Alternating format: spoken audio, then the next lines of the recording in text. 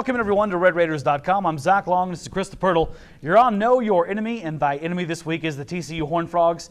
Not the biggest fans of the Texas Tech folk, and nor are the Texas Tech fans a big fan of them. They've really become rivals because it's been two really good games the first 2 years of the Big 12 Conference. Yeah, and I think part of that goes with the coaching staff changes. Yes, You've ma'am. got Sonny Cumbie going over there, so it's always been interesting. That always adds another dynamic to a rivalry situation. And they're in the midst of a heck of a turnaround right in the middle of a Big 12 conference race, and Tech would like nothing more than to go up there and just mess that up nice and high and mightily. But that's going to be a tough task, Krista. Defense, we know that defense is good for TCU. That's what Gary Patterson has predicated his career on. They're exceptionally good this year. Yeah, and Tech fans, TCU has not beaten Tech since they've joined the Big 12 Conference, so that's something to put your pride in. But looking at them defensively, their pass defense.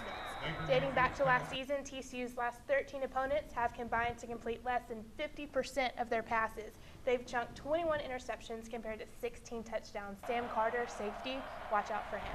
And they lose the preseason Big 12 Player of the Year on the defensive side of the football due to off-field issues before the season even starts, and their front seven is still frightening. Tech coaches mentioned that multiple times on Monday. This is the best defensive unit they will face. It'll be a big task for the Red Raiders.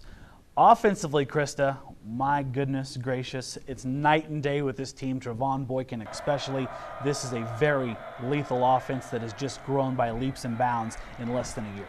It's ridiculous. They're the most improved offense under Doug Meacham and Sonny Cumbie. In total yards, they've improved 192.9 yards. In points, 20.1 points per game.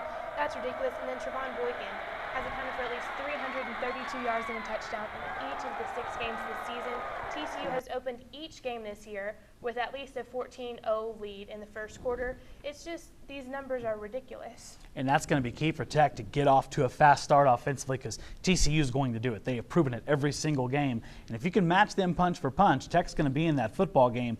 Unfortunately, if you do not, we've seen what they can do. TCU will roll you.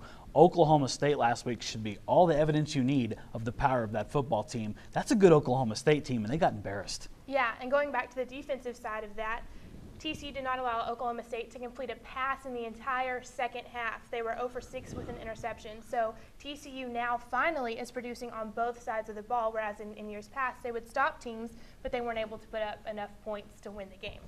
And they're going to be highly motivated. Like we said, they are playing for a Big 12 Conference title. They're right in the middle of that. And for Texas Tech, they want to go to a bowl. They want those extra practices.